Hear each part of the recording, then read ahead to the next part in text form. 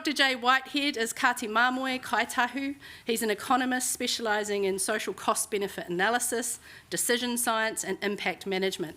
If you're on LinkedIn, you wouldn't have missed his social impact work, which is posted regularly. It's all for free. You can work out how to do a social return on investment for your organisation.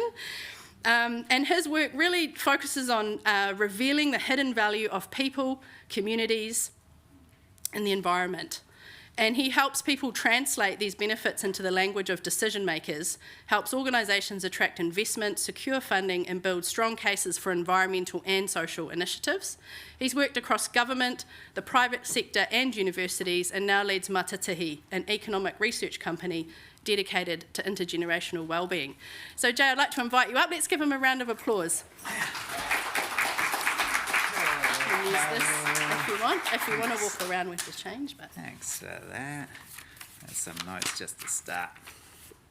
Kia ora. E nā mana, e nā reo, e nā karangaranga maha, tēnā koutou katoa. Tēnei te mihi ki a koutou o te rau karamu. E te hou kāinga, mo te pōwhiri, me te manakitanga. Nā mihi ki nā kai karanga, nā kai kōrero, mi nā ringawera, tēnā koutou e te whakatau I a mato tēnei. He mihi mai hoa ki a koutou katoa, no reira tēnā koutou, tēnā tātou katoa. Hei uri ahau no kai tahu me Kati Mamoe, ko ora kaparima toku runaka, ko takutai o te titi toku marae, ko Jay toku ingoa. E te whānau o te rau karamu, ke nui te mihi, kua rongamato I tō koto manakitanga, e he honore nui kia tua I kone. E muri I te pōwhiri, ki te kōrero mō te kaupapa o tēnei rā. Kia ora, I'm Jay. I'm an economist, but not that kind of economist, if you know what I mean. The sort of gooey social kind of economist. So yeah, I whakapapa down, way down south to Oraka, which is Colic Bay, Aparima, Riverton, Rakiora Māori, the birding communities down there. So they're my people. I live in Otatahi and Christchurch. And my family's slowly creeping its way up the east coast, but we haven't quite got to the North Island yet. So what I want to do is begin where the pōwhiri left us, which is grounded in relationships. I'm not a circular economies expert, so surprise.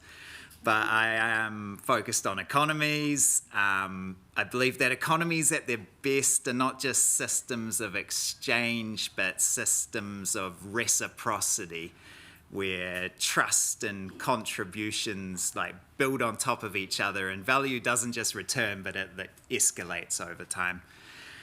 So my kōrero this morning is about how we design for that, relationships that grow value across generations, and decisions that turn connection into compounding benefits. And that's everything I wanted to say. Now here's what I'm going to say, and I never quite know what that is, so I'll just put those notes down. So this is what the talk's about. Me. Okay, I'm going to cover a bit of that because I always want to know who's talking to me and if I should pay attention. So I'll give you a bit of that. Reciprocity, this is really my big thing. Its role in underpinning great systems, reciprocity being the key there. Success, I want to give you the evidence that this isn't just a nice gooey economist idea. This has actually got tangible impacts in reality. Methods that I draw on a lot that help sort of amplify reciprocal decision making. Accountability, because accountability is important when you're bringing these sort of social ideas into a space where decisions are being made and those decisions have consequences. Then we need some measurement and accountability, and really amplification. How can we bring this sort of knowledge to the people who are best place to use it and to create powerful impacts, which is often not journal papers, if you talk to me. And this pitch is not completely random. It's basically what my work looks like. So I thought I'd chuck it in there. I'm going to base a lot of this around this kind of, this idea of a reciprocal system. And it's got a couple more parts than a typical reciprocal system, but I'll just put it there for now, and we're going to come back to that in a few ways. So yeah, who am I? Who am I? What am I doing here? Why am I talking to you? I'm going to start in 1999 when I failed high school because I was getting paid to ride downhill mountain bikes, and that seemed way more exciting, and still kind of does. My mate found an ad in a newspaper saying, work in Japan, and we called the number, turned up, it was a dude sitting inside a storage unit with a roller garage door, and he had a desk in the middle, and he said, I'll get you a job in Japan, and we said yes. And it was real, and I've still got both my kidneys. So that worked out. So I went and worked in Japan in this car factory like the size of Christchurch. It was insane, next to an indoor pig farming operation, which in summer was truly awful. And I kind of got interested in sustainability about that time and thought something feels off.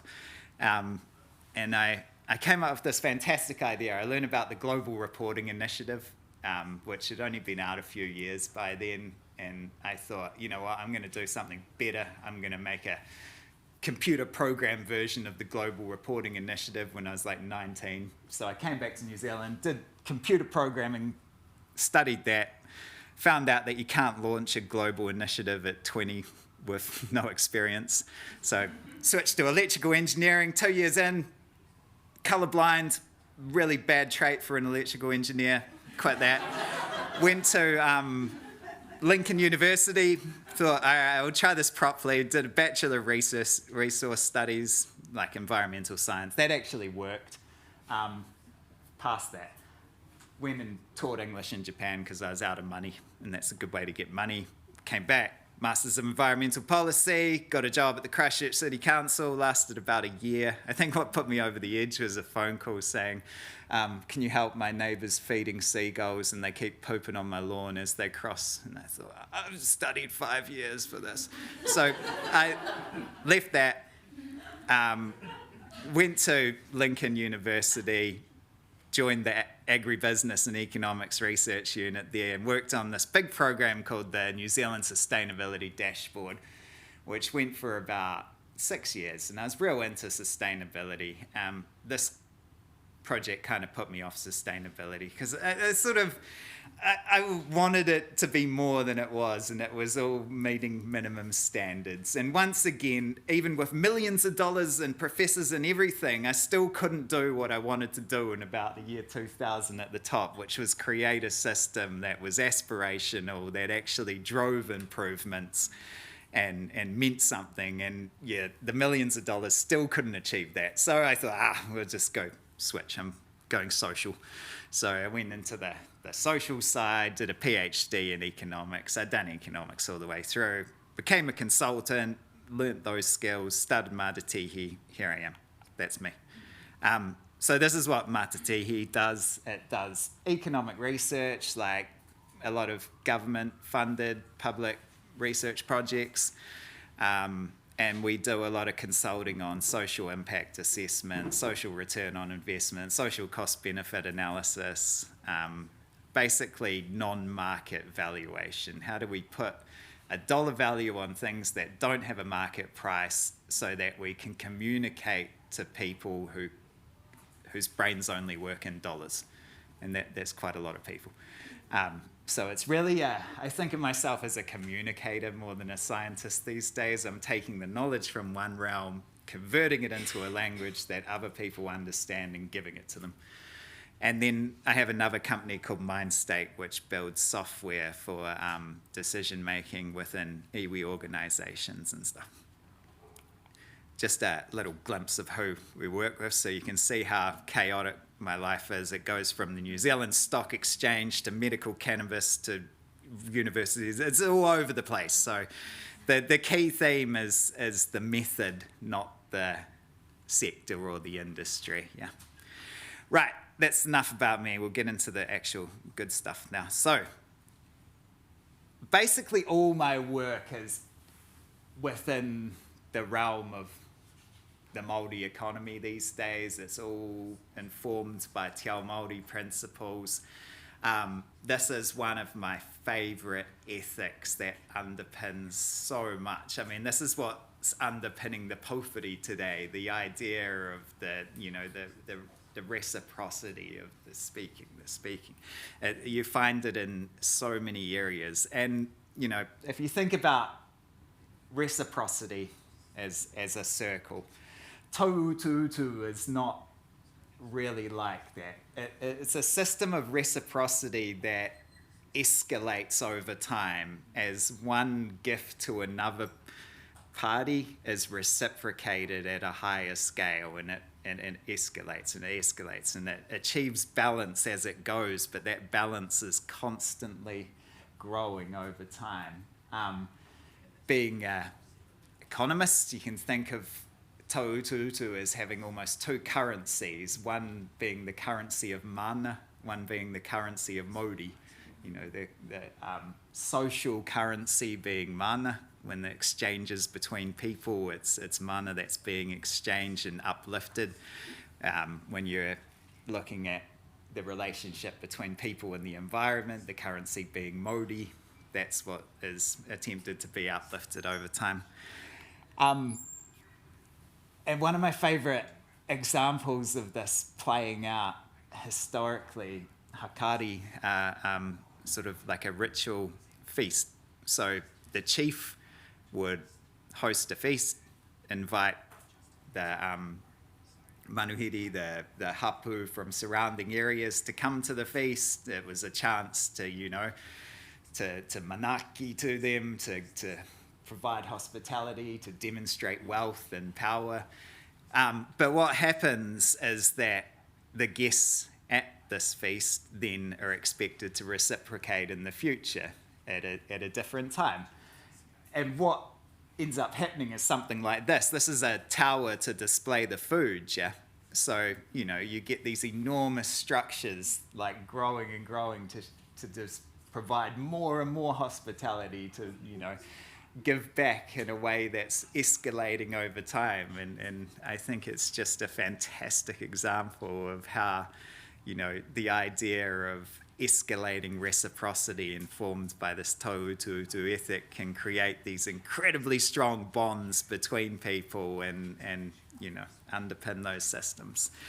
But it's not just, historical practices. This is one of our projects we've been working on for years called Kaitiaki Intelligence Platforms, and this is a full remote sensing array for Māori farms. It's down the middle, you've got all the in-ground sensors around pH and nitrates and everything. You've got satellite arrays with machine learning algorithms. It's all very, very high tech. It's connected into international markets. Ngāi Tahu, we're building this for Ngāi Tahu at the moment. And sitting around the outside, we have the context that this is working in, the atua, the papatuanoku, ranginui, the connections between this and the cultural world, the spiritual world, how this all comes together and works towards one cause. So, it's not just a historical concept, it's a practice that can really amplify current technological systems right now. For next, I just want to play a quick game with you, and it's not a fun game because it's an economics game. But think about this scenario, okay? Okay, impact, I used this for a different conference, sorry, so it was an impact investing conference, but just run with it, it'll make sense. Impact RS has given me $100 to share between myself and another person who is interested in impact investing, i.e. you. I have no relationship with Impact RS, it's just a weird random gift for me and for you. So these are the rules. You must either accept or reject the offer I make you. If you accept, the money is paid as proposed. If you reject, neither of us gets anything. It's one shot, no negotiations, and here's my offer. This is how I'm going to split the money with you. I get $70 and I give you 30. Hands up, who would accept? It's probably about probably about half. Yeah, which is about sort of higher than we would expect, which is interesting, because that's good. You're very rational Homo economicus type people. Yeah. So it's interesting. Now, in game theory and behavioral economics, essentially once the split moves beyond about 50-50, people start rejecting it. And, classical economics would say that's just idiotic. Why would you reject it? It's free money. Take it. Even if it's $1, you should still accept it. But we don't work like that, yeah. We have a punishment impulse, and we're going to say, screw you, you're not getting your $70, you're getting nothing.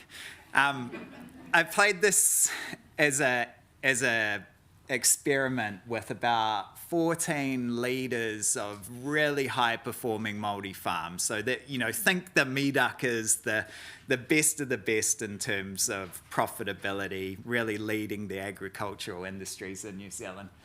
And we gave them a very similar scenario. It was more contextualized to their situation, but basically the same rules. In the first instance, 73% said they would accept that deal. Literature would show 50% at most. 73 is just unheard of that many would accept a bad deal like that. So this is, the bad deal. They get the 30, the other party gets the 70. So these leaders were accepting that bad deal.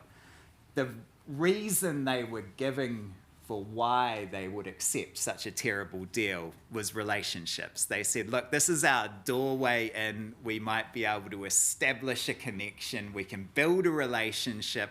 Over time, we might come to an understanding, and this would be in our benefit. So then we gave them a second scenario. In this scenario, they say, hey, let's do 50-50. The other company comes back and says, nah, we're going to give you 40 and we're going to take 60. So a better deal for them.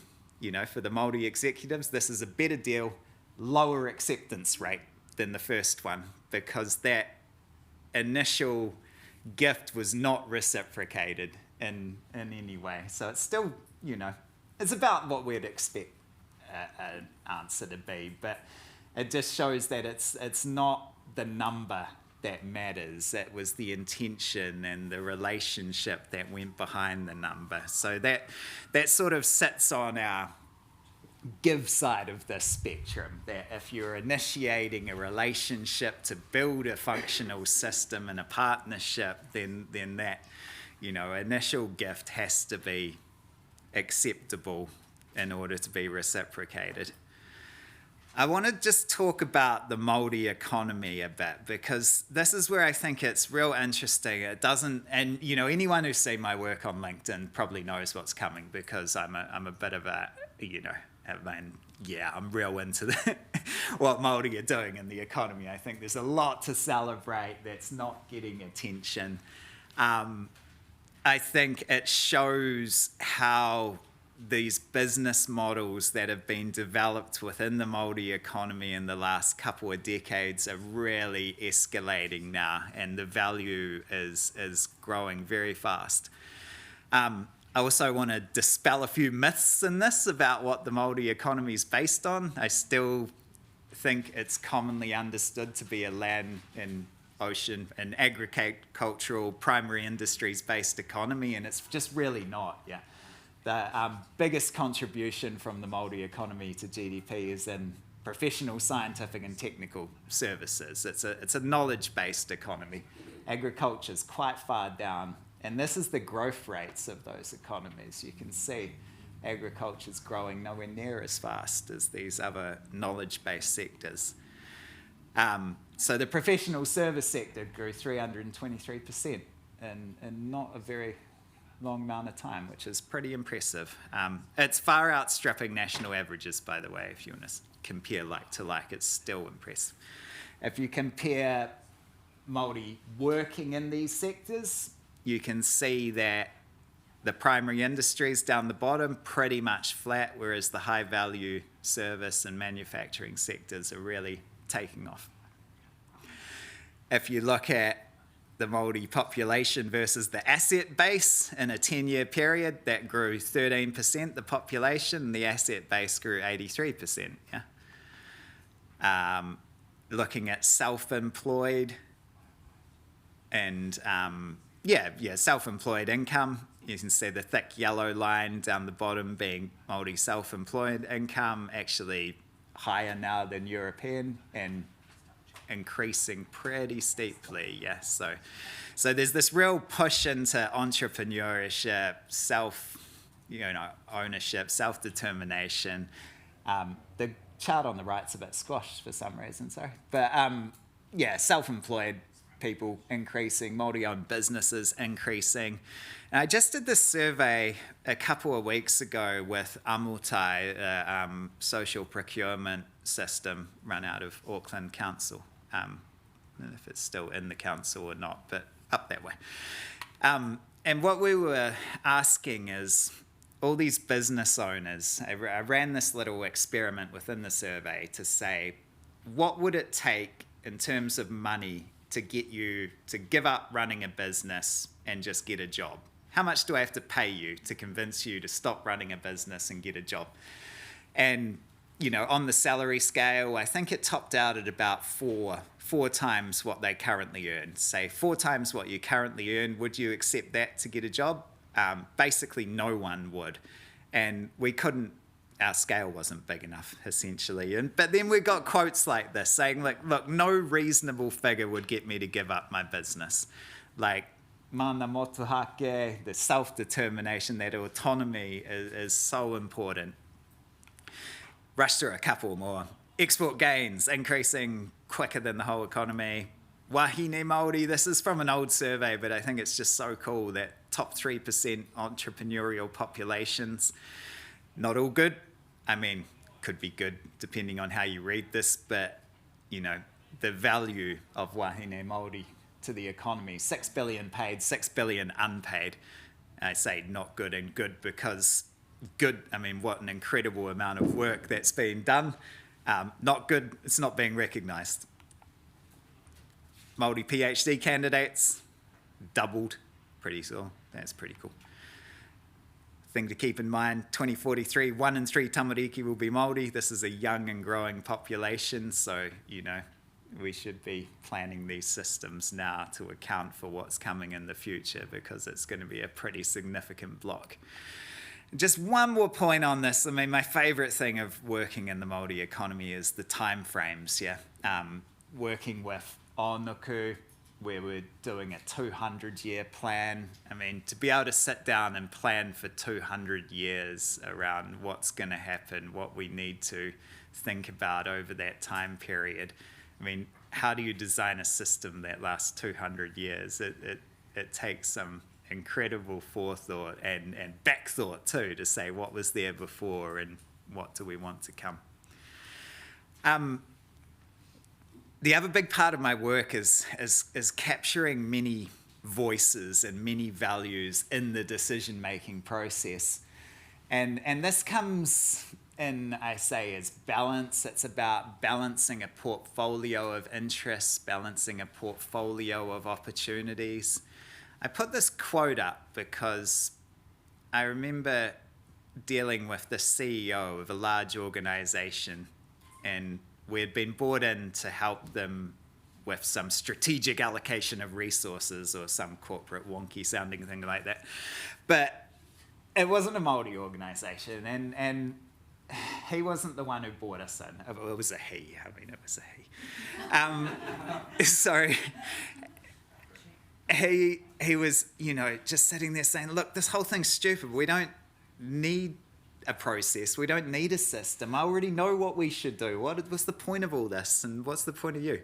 And, this is a very large, diverse organisation that celebrated its diversity. And I think this is a common problem we struggle with, in that diversity on its own, just in terms of staff count, means nothing if that diversity of opinion and culture and thought is not incorporated into the actual decision process. If it's just consultation It's just, yeah, we'll listen and then us 5 and the board will decide. That doesn't really cut it, yeah.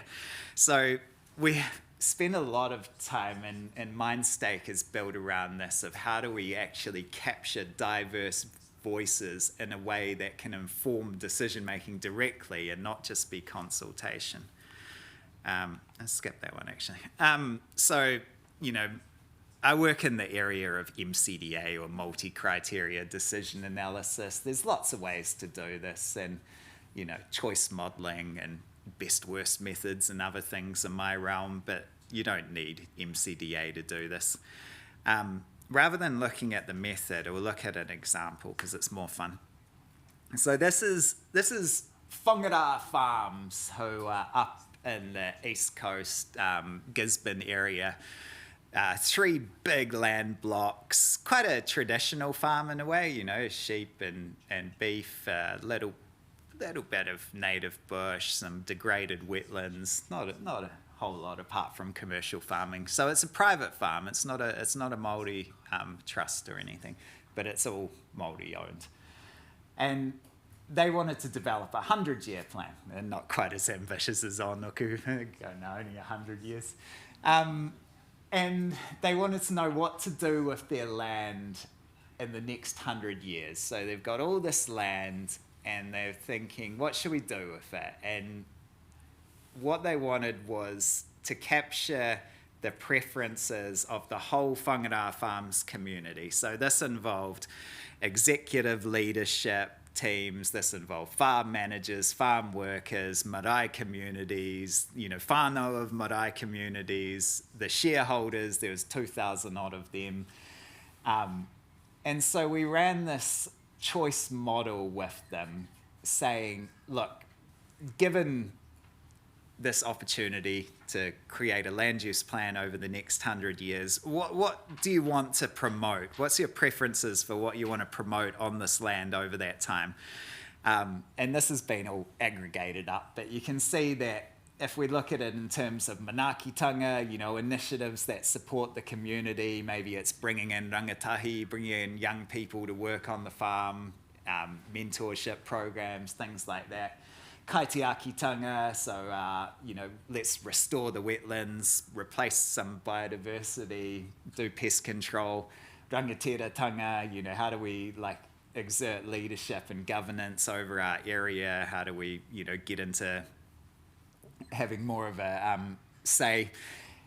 Whairawa, the profit, you know, should we be going down the path of high-intensity commercial farming? Should we be looking at price premiums in export markets, making more money?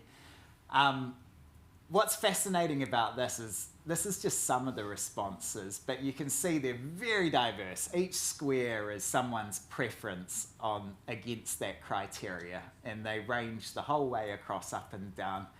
As a set, though, almost incredibly well balanced. You know, you look at that as a community and you say this community cares about all 4 of these things almost equally. So it's really useful in a couple of ways, this. Like, one, the leaders can understand that, hey, you know, if I'm a CEO who really cares about profit, and I think everyone cares just as much as me about profit, No, they don't. So it's kind of, it helps them to see, but we can also break this down and then compare them against each other. So we can say, okay, look, you executive and board members, here's your preference set. Here's the marae community's preference set that you're talking to this weekend when you go to present your 100-year plan. What do you think they care about? Is it the same as what you care about? So we're trying to align those 2 sets of preferences to help people understand each other and communicate with each other, yeah.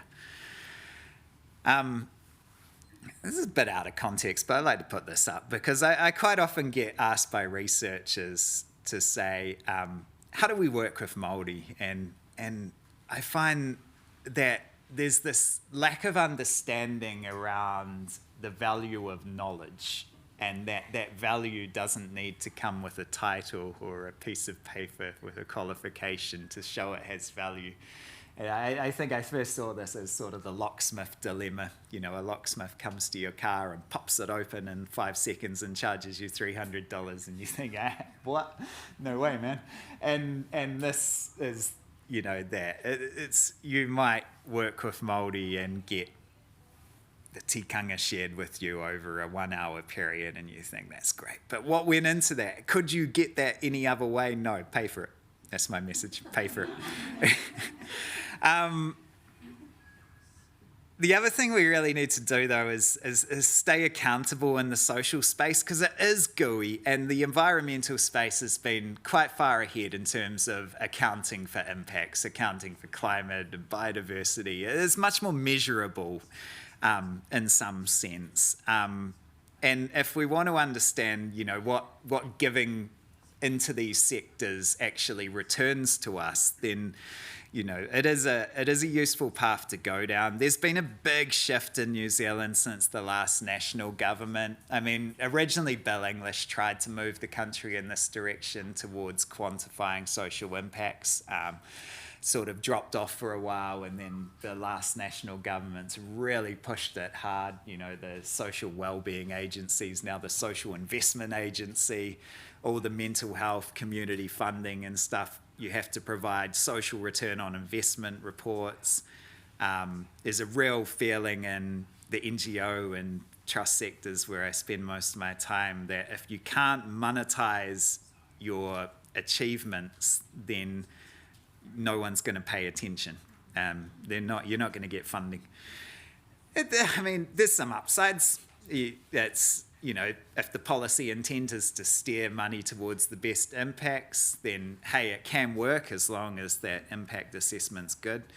It sets a higher methodological bar. This has been a pretty rogue sector. People doing social return on investment reports are quite often people with a fine arts degree. And I love fine arts, but it's not really the qualification for economics. Like, so it's like, you know, there needs to be a little bit more rigor in the sector. And also internally, it really helps organisations identify what they're doing that has impact and then lean into that more and do more of that. It's definitely not all good, though. I thought this post on LinkedIn was sort of summarised it all. You know, it's a woman with an impressive social scheme talking to potential investors and getting the comment like, yeah, interesting, but we're looking for an ROI of 10. I mean, these numbers are meaningless, and the idea that a social initiative with a 10 is better than one with a 6 makes no sense whatsoever, right? So, you know, there's some real downsides here. The cost and access barriers. If you're a small trust and you want to get an impact report and someone from Deloitte's is like, yeah, cool, $40,000, like it makes it so hard for these trusts to exist in the current funding environment. The focus on a single number like that can give you an idea of social impacts within an initiative is just wrong. The method opacity, you know, the sector is new, the science is gooey, there isn't that real rigor in the methods yet. And this is the kind of the way I like to think of it. I like to think of dollars as a language. Like, I am an economist, I work in dollars, but I don't think the dollars have any value in themselves. I think the great sage Bruce Lee can say that it's like a finger pointing to the moon. You know, the value is not in the dollar, but the value is what the dollar is pointing towards. And Alan Watts, like, brilliant man, strange man, but brilliant. The common error is to look at the finger pointing the way and then to suck it for comfort rather than follow it. And I think that's what often happens in economics, is that we price things and then people get attached to the price and not the thing. There's another example, like Mount Fife. It's in Kaikoura. It's a mountain means a lot to me. But there's two statements. Mount Fife provides 32 million in environmental service benefits per annum. Mount Fife is beautiful.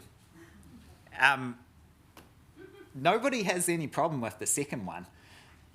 quite a few people have a problem with the first one, but as far as I'm concerned, both of them don't capture what Mount Fife is. Both of them point towards some thing of importance on Mount Fife. Yeah, it's beautiful. That's not all it is. It's a lot of other things. Yes, it does provide that much in environmental service benefits, according to me anyway, who ran those numbers. But that doesn't tell you anything about Mount Fife. So it's like dollars are a language here. They never capture the full story, but you shouldn't be scared of them either in being, reductive, which they are reductive, but so is calling Mount Fife beautiful. I always want to bring in the voices, though. It's not enough to be an economist and talk in numbers. This is our Māori initiative that reviewed a few weeks ago, and just to hear that something that someone was involved in brought them back to their culture and just being Māori. I mean, that's powerful. We can't capture that in numbers. So it's always a balancing act between quantification and telling the story and the voice of the people who are part of that story. The final little set I wanted to go over was what I really care about is democratizing data and knowledge. Basically, how can we escalate impact in these sectors? How can we get better relationships, better returns from investment? For me, it's all about putting information out there in a way that everyone can understand and not just people with PhDs in economics. So I spend a bunch of time writing simple guides, chuck them up on the website, chuck them up on LinkedIn. I've got tools on the website. Like this one, I found that there's this incredible set of data that floats around in the economics world called multipliers data. And you can basically align to any funding request for information just with this data. So I bought it off a consultancy who spent 10,000 hours apparently making it. I think it paid like $25,000, and then I chucked it on my website for free. So anyone can go and access that, and that company no longer sells it, unfortunately. Oops. But it gets like 200-300 users a week, and it's like amazing, like that people can get this information. They don't need to go to an expensive consultant, and they can reply to those requests for information in a simple way. Yeah, so I'm a big fan of tools. AI is providing some pretty incredible options at the moment. Like this is just some work I'm doing down on the TT Islands. Basically, I can just chuck all my research, my messy data sheets into AI and say, that's the entire prompt that created this tool. There's nothing more. There was this one prompt. I get a tool. I can go and show it at the marae when I talk down there, and everyone can grasp this complicated story I'm telling them because it's just a picture now. So yeah, communication. My socials, that's where I'm chucking all this stuff out there. Basically, you take a complex idea and mash it down to the absolute smallest point that still holds value. I like that. And I'm going to end it there so I don't go over time.